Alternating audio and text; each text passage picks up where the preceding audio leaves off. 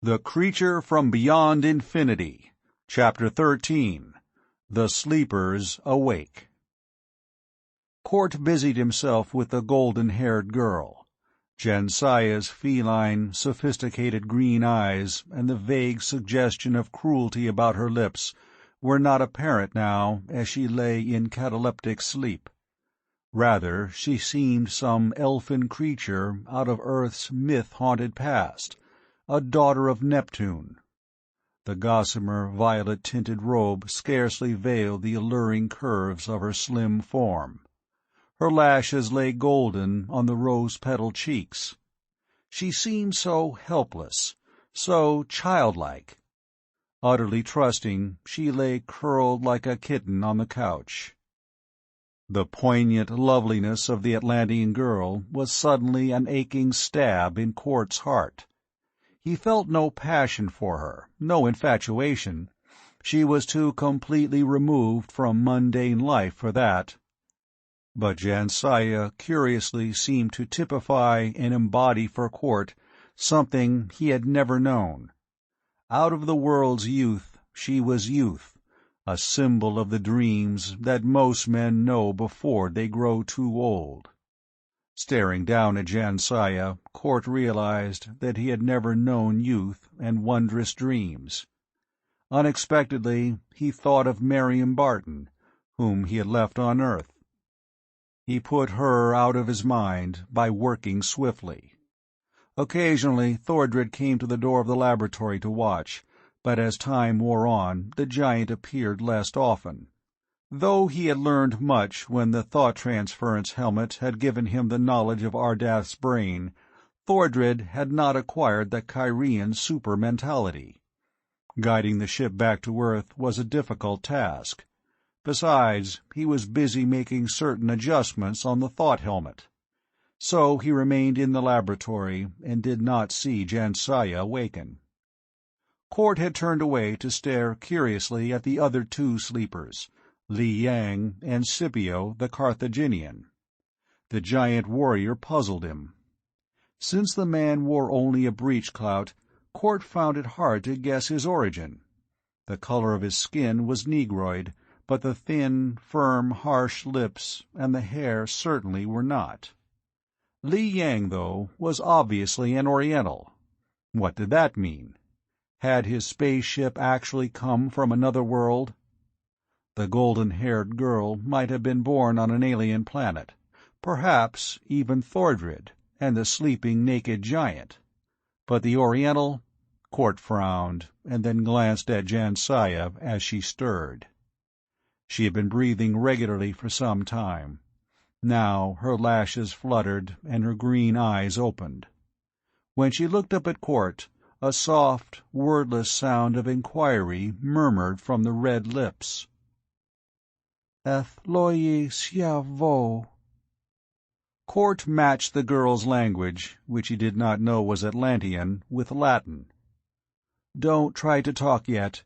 You are safe." The brows wrinkled in puzzlement as the cruel gaze scrutinized him. "Am I safe? Of course. But where is Ardath?" "Dead. Thordred—" Court paused, startled at the look on Jansaya's face. He saw fear and incredulous amazement, and a soft smile of evil triumph that repelled him. "Dead?" She turned her head and looked across the room. "Li Yang, yes, and Scipio. But Thordred, is he dead also?" "No. Shall I get him?" Court rose, but halted as a slim hand touched him. "Wait. Who are you?" Before he could reply, Thordred's harsh voice broke in. "Jansaya, you are awake. Good." The giant strode into the room, his amber eyes intent on the girl. Briefly, they flickered toward Court. "We are in the atmosphere now. There is not much time. Come with me." Thordred made a quick, stealthy signal to Jansaya, which Court failed to understand. The Atlantean girl pursed her lips, but said nothing. In the laboratory, Thordred pointed to a chair. "Sit down, Court. Put on this helmet." He picked up a bulky headpiece crowned with helical wires and extended it. Cort hesitated. "What is it?" he asked cautiously. "Nothing dangerous. It will teach you my language, and teach me yours. Certain memory patterns, knowledge of our native tongue, will be transferred from my brain to yours, and vice versa. Come." Thordred placed a duplicate helmet on his own head and sat down. Some inexplicable impulse made Cort resist. "I'm not sure—" The giant grinned suddenly. "I told you I mean you no harm. If I had wanted to kill you, I could have done it long ago. I need your knowledge, and you need mine." Thordred chuckled at some secret thought. "And it is best that we know each other's language." "All right." Cort nodded and slipped the helmet on his head. Simultaneously, Thordred leaned forward and touched a keyboard. There was a whining crackle of released energy. Cort felt the momentary agony of intolerable stricture about his skull, then it was gone. The scene before him was blotted out by a curtain of darkness. He lost consciousness. It seemed scarcely a second later when he awoke. Painfully opening his eyes, he saw that the laboratory was empty. His head ached fearfully. The helmet, however, was gone, as he discovered by investigating with his hands. "Awake, eh?" The words were unmistakably in English. Thordred stood on the threshold. He went to a shelf, took a flask from it, and gave it to Cort. "Drink this. It's a stimulant. Not like what was it, brandy, but equally potent." Cort gulped the fluid, which was tasteless and incredibly cold. Immediately his headache was gone. He glanced up at the giant. "You learned English, I see. That helmet's a handy gadget. But I didn't learn your language." "No," Thordred admitted. "The adjustment wasn't quite accurate. But it doesn't matter. There's plenty of time. Meanwhile, as you say, I can talk English. Only that was necessary for us to be able to discuss scientific principles." Stephen saw the common sense of that. There were no ancient Latin terms for modern scientific theories and devices. "Where are we now?" he asked. "On Earth." Thordred glanced searchingly at him. "Cort, I'll be frank with you. I learned more than merely your language from your mind. The plague that worries you, for example. I acquired your memory of that." "You did?" Cort's dark face twisted in a scowl as he felt the premonition of danger. Just how much had Thordred learned from him? He shrugged, knowing that it did not matter. The bearded giant was a friend, the only strong ally on Earth. Why look for trouble where none existed? "I've decided what's best to be done," Thordred said. "This plague, I know no more about it than you do. I don't know its origin or its nature, nor any way of defeating it." Cort leaped to his feet, a sick emptiness in his stomach. "Thordred, with your science and mine, we should be able to find some way of conquering it." "There's only one way. Earth is doomed. Anyone who remains will eventually be destroyed. But this is a spaceship, Cort, and it isn't necessary for us to wait for destruction." With a lifted hand, Thordred forestalled interruption. "Wait. There are other planets where life is possible, where the plague doesn't exist. We can carry from 50 to 70 passengers, men and women. That will be enough to start a new race and civilization on another world." "No!" Cort scarcely knew he spoke. "You mean go off and leave the world to doom?" "What good would it be to stay? We'd merely guarantee our own destruction. You're a strong, intelligent man, Cort, the sort of person I want in the civilization I shall build. That's why I did not kill you." Cort's eyes narrowed. There was a dead silence. Thordred's chill glance did not falter. "I can kill you even now quite easily," he went on slowly. "But the choice is yours. Join me, serve me with your fine brain and muscles, and you need not die. What's your answer?" Cort was silent, trying to analyze his feelings. Of course, his anxiety to defeat the plague was purely scientific.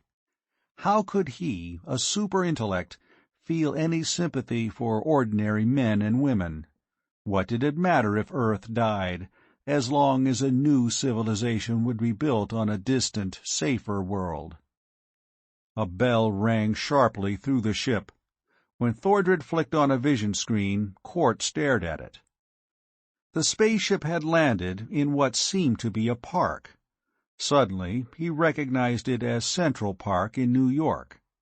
About the ship, a cordon of police was keeping back a surging crowd. A small group of uniformed men huddled close to the hull, using an acetylene torch to burn through the metal. Thordred grinned. "Perhaps I could have landed in a less populated spot, but I'm impregnable. With the weapons at my command, one flash of a certain ray, and that crowd will be burned to cinders." "You don't intend to," Cort heard himself saying. "But I do. The sooner Earth learns my power, the better." Thordred turned and went to a control board. Stephen Cort stared at him. The emotions he had rigidly subdued all his were flooding up into that cold brain of his. But it was not cold now. Burning in Cort's mind was the face of Marion Barton, tender with humanity. He saw the face of old Sammy, brown and wrinkled. Sammy had sacrificed himself for an ideal in which Cort did not believe. He had not believed in it till now. Cort's heritage, the basic humanity in him, suddenly flooded through the artificial barriers of restraint. He had fought the plague to save men and women from horrible death, though he had not realized his true motive till now. Falsely, he had told himself that he was a scientific machine. He had almost hypnotized himself into believing it, but all along, Cort realized now, his motives had been those of common humanity. A super-mentality, perhaps, but first of all he was a man. He would instinctively fight to protect those weaker than himself, even against insuperable odds. Cort's breath caught in his throat as he saw Thordred push a lever in the control board. With silent desperation he hurled himself at the bearded giant. He was hurled back by a paralyzing shock. Thordred whirled, his mouth gaping. As Cort tensed himself for another leap, the giant halted him with a lifted hand. "You fool! You can't penetrate this force screen around my body. Stay where you are." Cort did not move, but his lean figure quivered with suppressed fury. "You have your science, Thordred, but so have I." "Your science!" Thordred bellowed. He thrust out a huge hand, gripped Cort. "Listen to me. I told you I learned more from you than your language. That was true. I drained your brain of all the knowledge it held. Your memory is mine now." Cort went sick as the import of the word struck home. His gaze went from Thordred's face, moved swiftly about the laboratory for some weapon. But the apparatus was utterly unfamiliar to him. Yet it had to be based on rigid scientific principles that would be the same in any universe. Cort's mind worked with frantic speed, trying to find some coherent pattern. Levers, buttons, wiring, transparent tubes, each one had its definite part. On one panel, several red lights were flashing on and off. Below each light, Cort recognized what must have been push-buttons. There were two possible answers. Either the switchboard had some connection with Thordred's death ray of which he had spoken, or else it was part of an alarm system. It was probably an alarm system, since Thordred was busy at another instrument panel. The police outside the ship were trying to burn through a port, and the red light was flashing. The button beneath that light, Cort decided, probably opened the door. His face was immobile as he shrugged, deliberately letting his shoulders droop despairingly. Thordred's mouth twisted into a triumphant grin. He half turned from his prisoner, and his hand touched the lever again. And then Cort sprang. Not at Thordred. He leaped toward the panel where the red light glowed. His finger stabbed out and depressed the button. Chapter 14. The Plague Strikes. Thordred's roar came too late. A burst of sound welled into the ship. Men were shouting, and footsteps tramped loudly on the metal floor of the airlock. Cort sped to meet them. His hands lifted above his head, he was shouting warning. The skin of his back crawled with expectation of an attack. But Thordred did not pursue. Instead, there came a sizzling crackle from behind Cort. Strong hands caught him, and he found himself in the midst of a group of police. He turned. Across the door of the laboratory, a veil of wavering light flickered. Cort seized the arm of an officer to prevent him from moving toward the hazy glow. "Wait! That's dangerous!" "What do you mean? Who are you?" "Never mind that now. Shoot through that light, but don't go near it. You may be electrocuted." The leader of the group, a gray-haired, bulky man, stared. "I know you. You're Stephen Cort. I've seen your pictures in the paper. What is all this about, anyhow?" Cort swiftly noted the insignia of rank on the man's blue sleeve. "There's no time now, Sergeant. There's a killer beyond that light barrier. He's got to be stopped." "But we can't shoot down a man on your word." Cort sucked in his breath, then his hand went out in a blurring motion. Grabbing a heavy revolver from one of the officers, he whirled and pumped bullets at the barrier of fire. Flame crackled and snarled. The bullets could not penetrate the barrier. Half melted, they dropped to the floor. The revolver was wrested from his hand. The sergeant eyed him in amazement, holding the smoking gun. "I tell you—" Cort made a gesture of despair as he heard a low whine, rising in pitch and intensity, throbbing through the ship. He knew that Thordred was busy in the laboratory. He tried a new tack. "This ship may be blown up at any minute. Get your men out. Keep the crowd back." He hesitated, then pointed to the unconscious forms of the Chinese and the gargoyle-faced giant on their couches. "Get them out, too." Jansaya, the Atlantean girl, was nowhere in sight, and there was not time to search for her. The Menace of Explosion the sergeant could understand. He issued swift orders. His men swarmed out of the ship, carrying the cataleptic men. Cort followed. He could not guess what Thordred would do now, but he suspected that the killer might loose his death rays on the mob. Orders ran from one officer to another. The crowd was pushed back, milling, asking questions, shuffling unwillingly. Standing at the sergeant's side, Cort bit his lip in indecision. What now? Thordred was impregnable behind his force screen.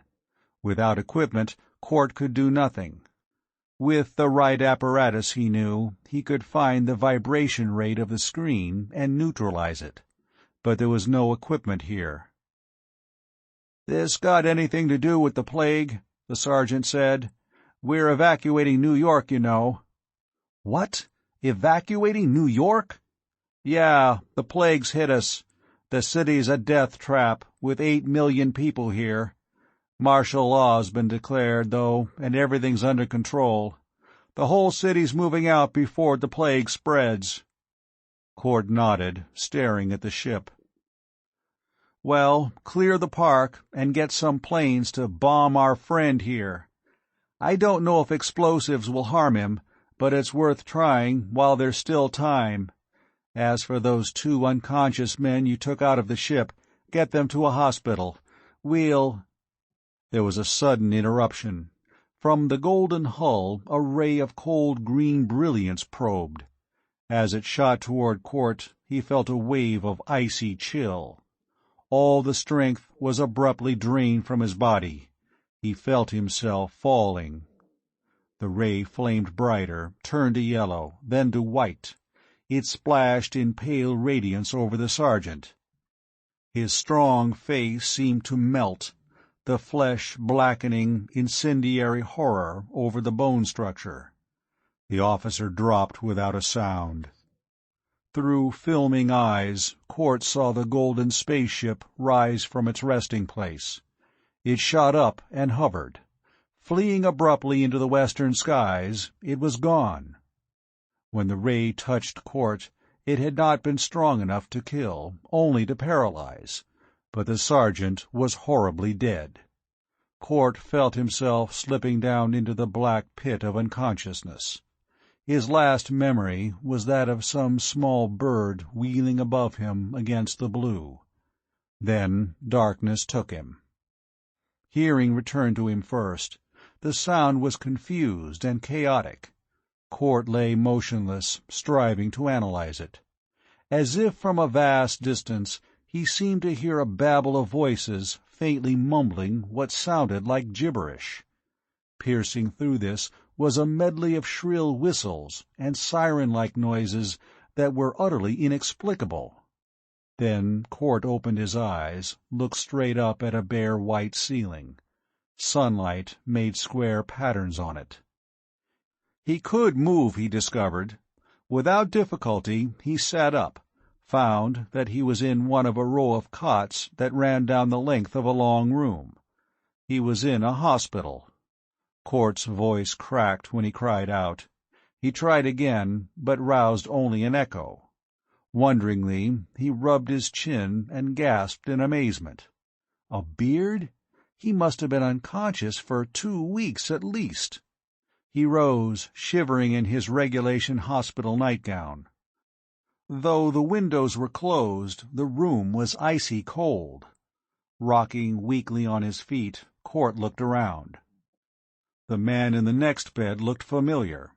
It was the obese Oriental he had last seen in the golden spaceship. The man lay silent, motionless, no breath lifting his huge paunch. In the cot beyond lay the scar-faced giant, the man who had resembled a gladiator. He, too, was apparently dead or cataleptic. Some of the other beds were occupied, Court saw. He made a quick investigation. Strangers, and dead, all of them. Some had plainly died of starvation and thirst. The blankets in most cases were tumbled and twisted, and some of the bodies on the floor where they had apparently flung themselves. One grizzled oldster was huddled in a heap near the door, his skinny hand still outstretched for aid that could never come. The hospital must have been deserted. But what could have caused medical men to forsake their patients? Physicians do not break the Hippocratic Oath so easily. That meant the plague. His throat tight, Court stumbled to a table where a carafe of water stood. It was stagnant with long standing and half evaporated, but he gulped down a repulsive swallow. A folded newspaper on the table caught his gaze. Hastily, he folded the paper to the first page. Flaring headlines greeted him. Plague strikes New York. 20 carriers reported in Manhattan. Mayor orders city evacuated. Hastily linotyped columns gave the story. All over Greater New York, the plague had suddenly appeared. In Queens, Brooklyn, the Bronx, from Harlem to the Battery, the shining men, harbingers of weird death, had come into being. Thinking the invasion had arrived by way of Jersey and the surrounding area, the mayor had directed the evacuation to take place northward. But in the box labeled Latest News Bulletins, it became apparent that the infection was spreading with fatal speed. Among 8 millions of people, the plague ran like wildfire. Well, judging by his beard and the date of the paper, that had been 2 weeks ago. What was the country like now? Court went to the window and stared out. The bleak, snow-covered expanse of Central Park was far below. Small, irregular dark blotches lay on the whiteness. Were they bodies? Court found a telephone and jiggled the receiver impatiently. Not even the dial tone answered him. New York must be entirely deserted, save by the dead. Again he went to the window. This time he saw a shining oval of light, dwarfed by distance, gliding under the trees in the park. A carrier. Court knew he could not remain in New York. With a nod of decision, he glanced at the 2 motionless figures on the cots beside his own. Hastily, he began to gather equipment. He saw a use for the Oriental and the Giant. He could not leave them here, frozen in cataleptic sleep, even if he did not think that their knowledge might prove valuable. He used heat, stimulants, and artificial respiration. The stimulants were easy to procure after a trip down the corridor into adjoining wards. It was harder to find adrenaline. Court had to break down a door before locating the drug, but finally he was ready. Electricity, rather than gas, supplied the hospital. He knew there would be no current now. Court hesitated. Frowning, he stared out the window. He heard again the distant din that had awakened him, the faint hooting and the low mumble of far voices.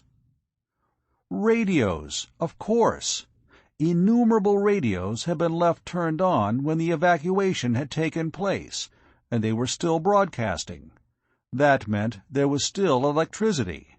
Relieved, Court found heating pads and pressed them into place about his 2 patients. Little artificial respiration was necessary. Under the shock of the adrenaline, first the Giant and then the Oriental stirred. They wakened almost together. Court gave a gasp of relief. Till then, he had not realized just how much his fortnight of hypnotized slumber had weakened him. Despite slowed and retarded metabolism, he had not eaten nor drunk for weeks. Shivering, he sank down on a cot and watched his patient slowly and gradually awaken.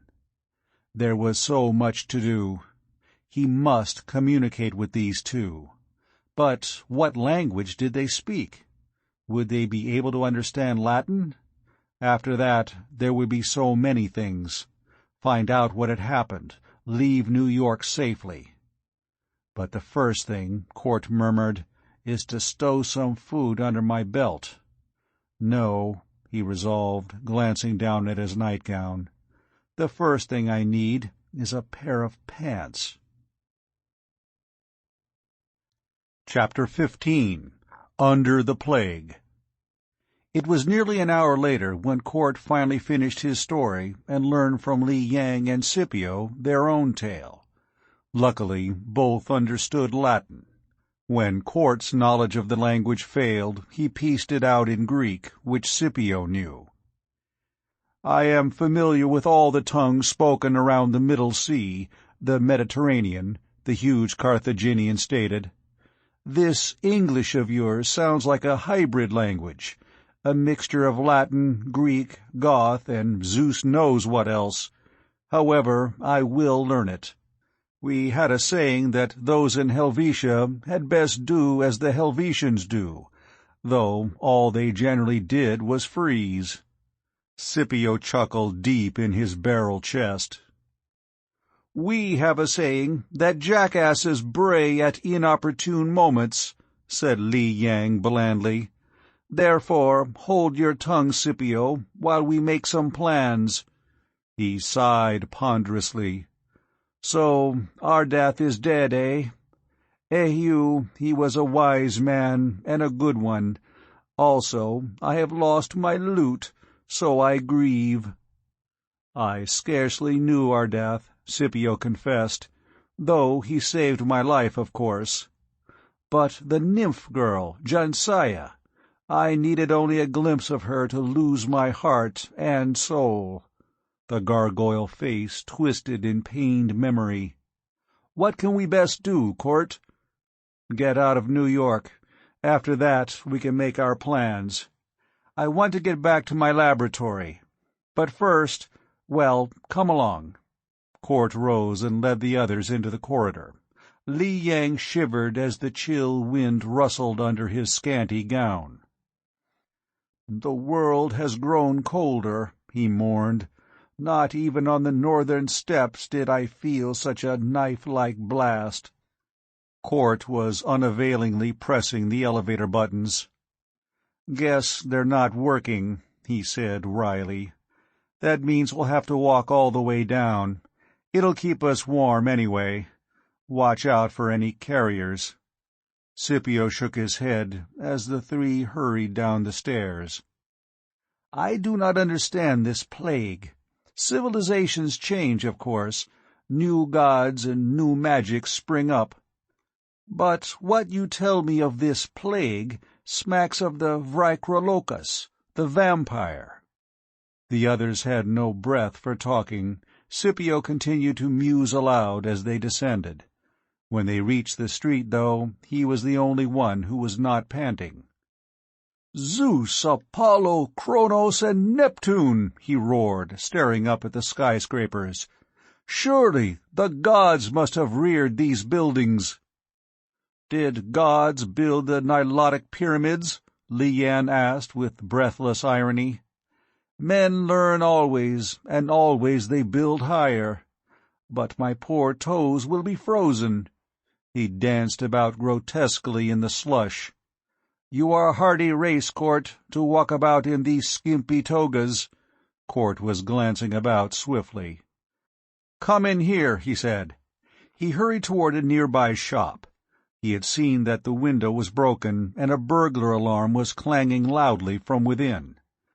That explained the medley of noises he had heard from the hospital. Hundreds of burglar alarms, all over New York, were screaming. The mobs must have looted during their flight. This men's clothing shop had certainly been looted, judging by its appearance. Court could understand why property rights didn't mean much just now. He guided Li Yang and Scipio to the various departments and helped them outfit themselves with suitable clothing. "Breeches and boots will be best, I think," he suggested. "We may have hard going. Pick out large-sized boots, or you'll blister your feet in an hour." It was difficult to find clothing that fitted the gigantic Carthaginian, and even harder to equip Li Yang, but at last the task was finished. Completely clothed, even to fleece-lined gloves, the three returned to the street. Now they needed food and drink. Down the avenue a little way was an automat.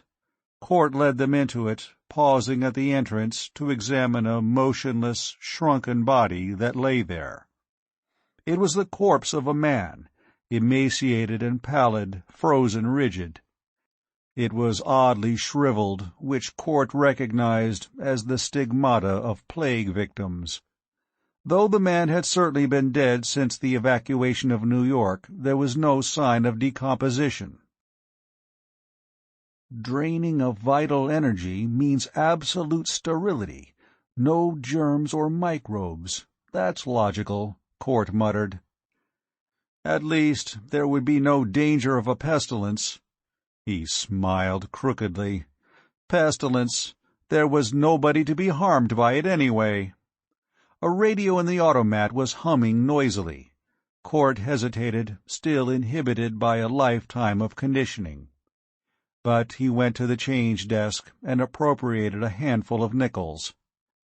Supplying the others with trays, he carefully selected foods that appeared still edible. The coffee spigot ran a tar-colored, icy fluid, but it was somewhat better than the sour milk and stale water. Cort went to the radio and adjusted it. Then he joined the others at one of the round little tables. "News," he said, nodding at the box that was strange to them. "I'll translate." "Static is becoming increasingly troublesome as the plague grows," the radio blared. "The electrical energy emitted by she-carriers interferes with broadcasting. European shortwave transmission is impossible. The transoceanic cables have failed. From Washington, D.C. comes the latest European news, brought by Clipper across the Atlantic. The plague seems to have concentrated its force so far in the Western Hemisphere, though its strength is increasing gradually in Europe. Ports are crowded as mobs try to storm their way onto ships outward bound. There is a feeling that on the high seas is safety. This is untrue. The Hozima Maru, a passenger ship, was today washed upon the coast at Point Reyes above San Francisco. Spectators reported that the only living beings aboard were several carriers. In grim undertones, Cort translated. "The eastern seaboard is still being evacuated," the voice went on. "The United States is under martial law. As yet, the plague remains a mystery, though all over the world scientists are working night and day to check it. A scientific congress has been called at The Hague to convene tomorrow at noon.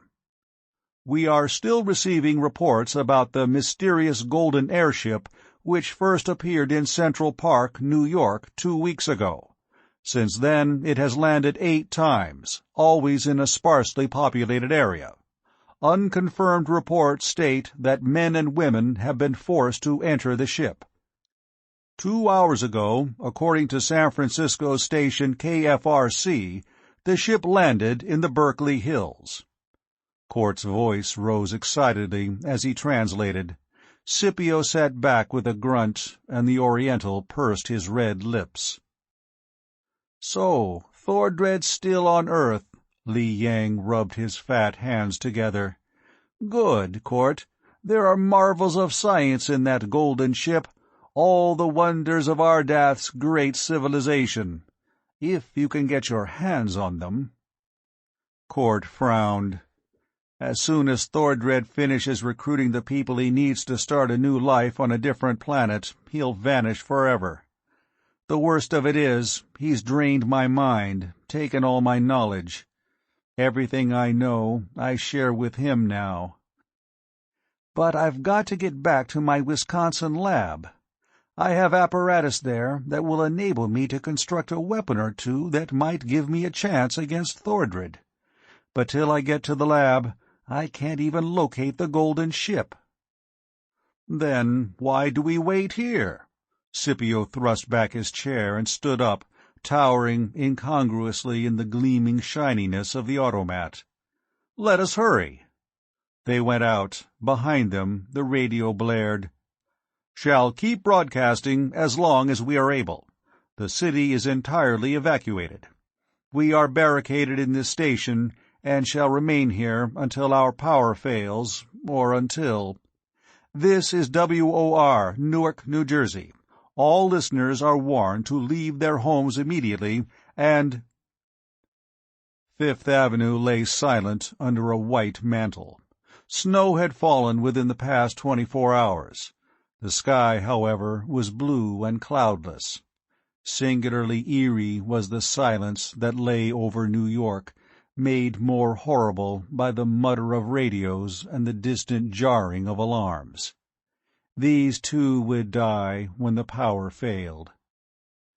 There were bodies in the streets, most of them white mounded hummocks under the snow. Hundreds of automobiles had been wrecked. A huge bus lay on its side beside an overturned garbage truck. Twice they saw carriers, shining pallid ovals of glowing radiance, floating toward them. Each time, Cort led his companions into buildings, and through a roundabout course of passages and stairways that led them to safety. The subway might be safer, he mused, but there may be carriers down there, and the power's still on, of course. Court did not mention his fear of the carnage he might discover underground. Yet, curiously, the plague had left little horror in its wake. It was far too fantastically unreal. The bombs and shrapnel of war would have left blood and ruin. But there was only white silence, and bodies that were less like corpses than cold statues of marble. "Here." Court halted by a parked automobile. "No, there's no gas." He frowned, after a glance at the dashboard gauge. "Come on." Scipio was peering into a window. Abruptly, he kicked nigh, and the glass fell in clattering shards. The Carthaginian reached through the gap and brought out a cavalry saber in its scabbard. "It's light enough," he grunted, balancing the weapon in his hand. "But it's sharp. We may need this." He fastened it to his belt while Li Yang was peering down the street. "Court!" the Oriental called. "What is it?" "A carrier." "I see it." Swiftly, Court guided his companions around the corner. They turned west from Fifth Avenue into 58th Street. Half a block down, they paused at sight of two more carriers coming toward them. Court glanced around. On his right was a street blocked with a mass of automobile wreckage. The tower of Rockefeller Plaza rose into the sky. On his left was the entrance of an office building. But through the glass doors, Court could see that the lobby was strewn with bodies, struck down as they tried to escape the onrushing plague. Court wondered with a strange twinge of pity how many of them had been ready for death. Probably none. He came to himself abruptly. There was no time for philosophizing. The carriers were closing in upon them from both sides. Scipio pointed to the side street.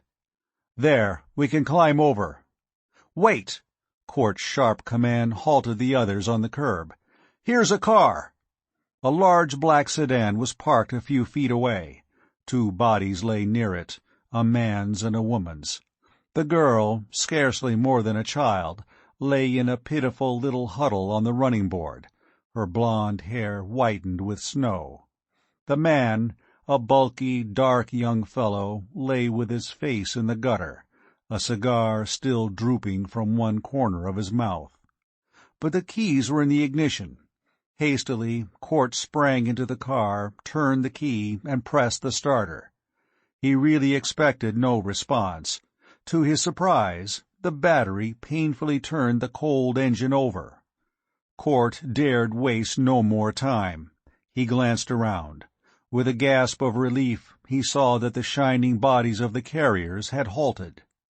They were at least 100 feet away, and there might still be time. He kept his foot down on the starter. The motor caught and abruptly died. Viciously, he manipulated the choke. "Get ready to run," he warned. But again the motor caught, and Court gunned it with great care. The echoes boomed out thunderously in the canyon of the street.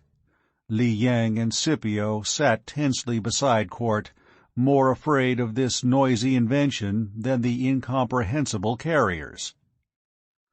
"They are coming toward us," Scipio reported in an undertone, feeling for his saber.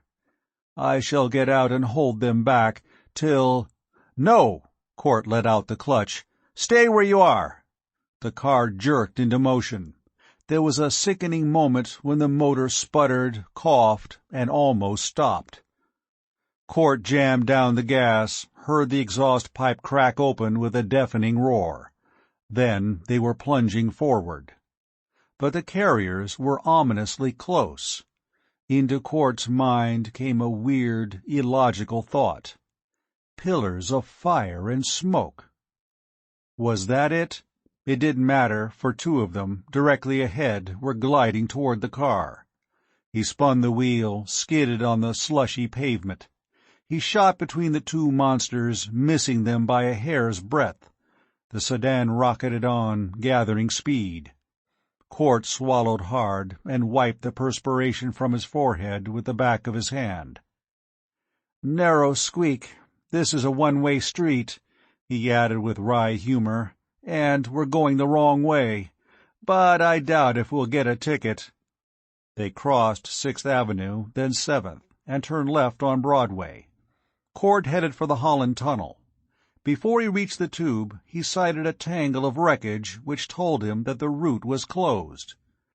Hastily, he turned north along the Hudson, hoping he could get through at the George Washington Bridge. The ice-bordered river flowed past silently, unruffled now by any boats. In the distance, the Jersey Palisades were traceries of frost. No smoke at all rose on the skyline. "Gods!" Scipio observed. "This is a world of wonders, Cort. What is that?" "Grant's tomb," said Cort. "Let's see what the radio says." He switched it on, but got only static. He turned the switch off, for he did not know the battery's strength. He had almost a tank full of gas, he saw, and was grateful for that. Yet it would not take him to Wisconsin. He would take the straight western route toward Chicago, and then cut northwest, unless he could find an airplane. But in this disorganized area, Cort doubted whether one would be available. They all must have been commandeered. The bridge was open. They shot across, disregarding the glaring speed limit signs. Cort found the highway he wanted. He sped on, seeing no sign of me. He was reminded of the last time he had driven across the Wisconsin hills, with Marion at his side. It almost seemed as though nothing had happened since then, for the landscape was still incongruously peaceful. Only one thing betrayed the existence of the plague: the occasional wrecks seen beside the highway, and the absence of traffic. An airplane startlingly roared overhead against the blue. But Marion was not here. Cort realized that he missed her. She was the perfect complement for his mind, the ideal assistant. There was something else, too, but Cort subconsciously steered away from the thought, refusing to let himself realize why he missed Marion so profoundly. He could see her clearly, a slim, brown-eyed girl. Rot! Such thoughts wasted time, and there was no time to waste. Sitting beside Cort now, crowded uncomfortably in the front seat, Scipio and the huge Li Yang writhed uneasily. They typified the whole new set of factors which Cort must integrate into the problem facing him. His mind began to work at lightning speed, analyzing, probing, discarding. Swiftly he went over the problem as he drove the car instinctively through New Jersey. Scipio crawled over into the back seat and went to sleep. Li Yang stretched luxuriously, holding out his plump fingers to the car heater. "Great magic," he said with satisfaction. "Not that I believe in magic, but the word is a handy one." The sedan thundered westward. End of Chapter 15.